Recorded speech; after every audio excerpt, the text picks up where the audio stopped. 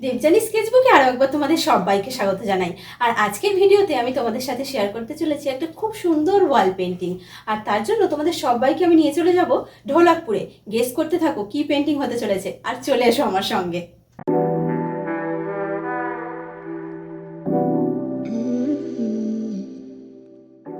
তো আমি তো চলে এসেছি ঢোলাকপুরে, আর ঢোলাকপুরের একটা খুব সুন্দর দৃশ্য আজকে এই ওয়ালের উপরেই পেন্টিং করব। তাহলে চলো চটপট ভিডিওটা স্টার্ট করি। দেখো, এই ওয়ালটা যেহেতু শুধুই পুট্টি করে রাখা রয়েছে, তাই একটা স্মুথ সারফেস রেডি করে নেওয়ার জন্য স্যান্ড পেপার দিয়ে খুব ভালো করে স্যান্ড করে নেব। আমি এখানে স্যান্ড পেপার নিয়ে নিয়েছি, এখন খুব ভালো করে এটাকে স্যান্ড করতে হবে।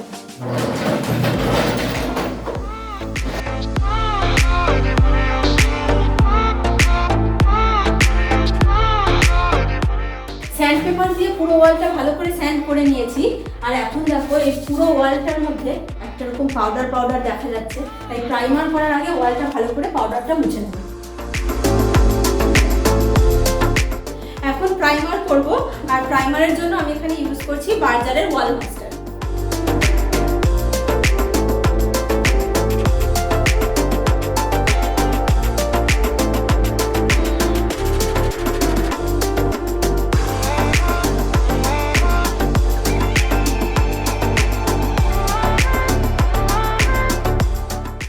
সিঁড়ি দিয়ে উঠেও কিছু কিছু জায়গায় আমার হাত পৌঁছাচ্ছিল না, আর ব্রাশটাও এতটা ভারী, পুরো ওয়ালটা আমার একার দ্বারা পসিবল হচ্ছিল না, তাই কিছু কিছু জায়গায় আমি আমার ভাইয়ের হেল্প নিয়ে নিয়েছি।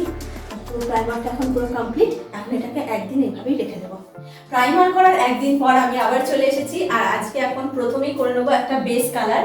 এখানে দেখো সমস্ত কালার আমি নিয়ে নিয়েছি। এখানে আছে এশিয়ান পেন্টসের রয়্যাল কালার, হোয়াইট নিয়েছি, এটা ব্লু আর লাইট গ্রিন। ব্লুটা হোয়াইটের সাথে অল্প একটু মিক্স করে নেব, একদম লাইট একটা ব্লু কালার রেডি করে নেব। উপরের কালারটা এখানে আমি একদম রেডি করে নিয়েছি।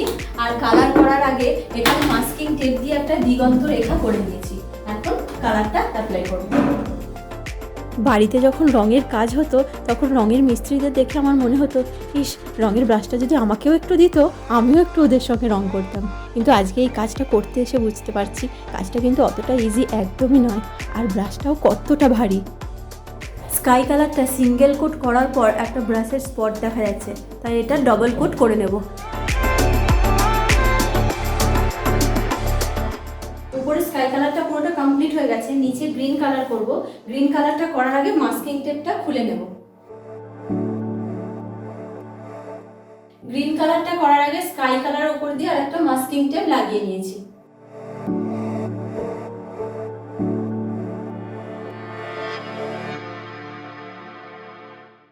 সিঙ্গেল কোট করার পর দেখো ফিনিশিংটা কিন্তু একদমই ভালো আসে না, তাই এটা কিন্তু অবশ্যই ডবল কোট করে নিতে হবে।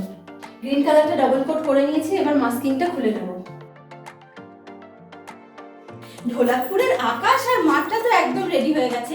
এবার ঢোলাকপুরের সদস্যদের ডাকতে হবে, তো ছোটা ভীমকে ডাকতে হবে, চুটকিকে ডাকতে হবে, রাজুকে ডাকতে হবে, কালিয়াকে। আর বলবো না, চলো চটপট শুরু করবো। এখানে দেখো প্রত্যেকটা ক্যারেক্টার আমি আলাদা আলাদাভাবে অলরেডি স্কেচ করে নিয়েছি।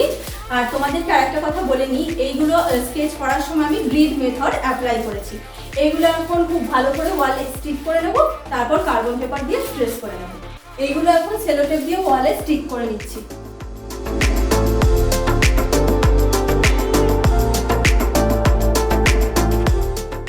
স্কেচ করা পেপারটা এইভাবে লাগিয়ে নিয়েছি। এখানে আছে ঢোলু ভোলু, জগ্গু, চুটকি, ছোটা ভীম, কালিয়া, রাজু, সবাই। এখানে আমি 4টে কার্বন পেপার এইভাবে জয়েন করে নিয়েছি। এখন পুরো ডিজাইনটা এখানে ট্রেস করে নেব।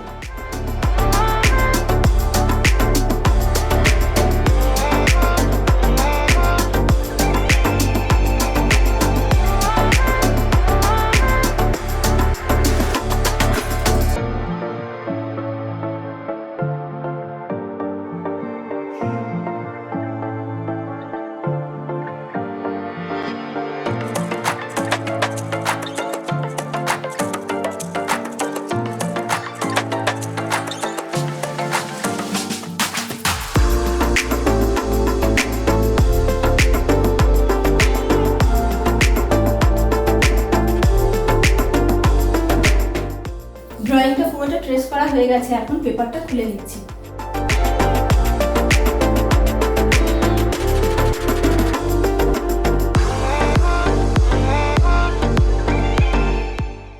ডিজাইনটা এখানে স্কেচ করা হয়ে গেছে। এখন এই ক্যারেক্টারগুলো কালার করার আগে একটা প্রাইমার কিন্তু অবশ্যই করে নিতে হবে, না হলে এদের স্কিন কালার বা এদের ড্রেসের কালার কোনোটাই কিন্তু পারফেক্টভাবে আসবে না।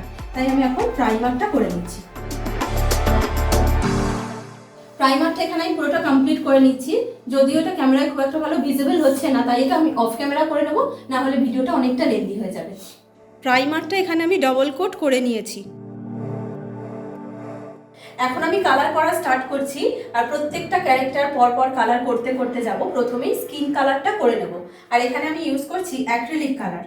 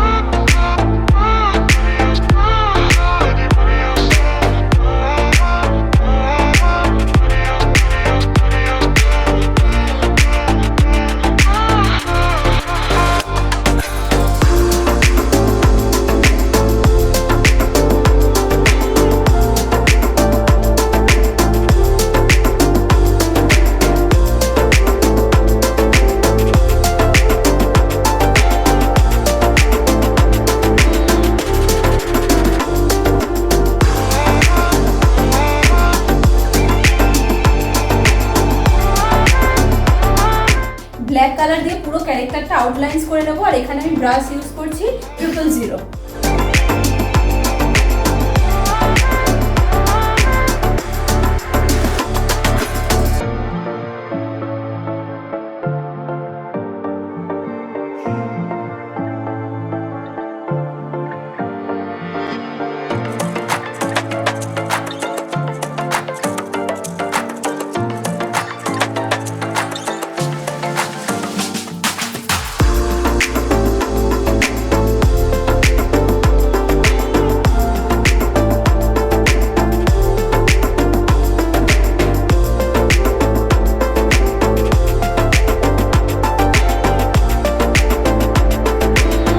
কালিয়াটা পুরো কমপ্লিট হয়ে গেছে, এখন পুরোটা আউটলাইন করে নেব।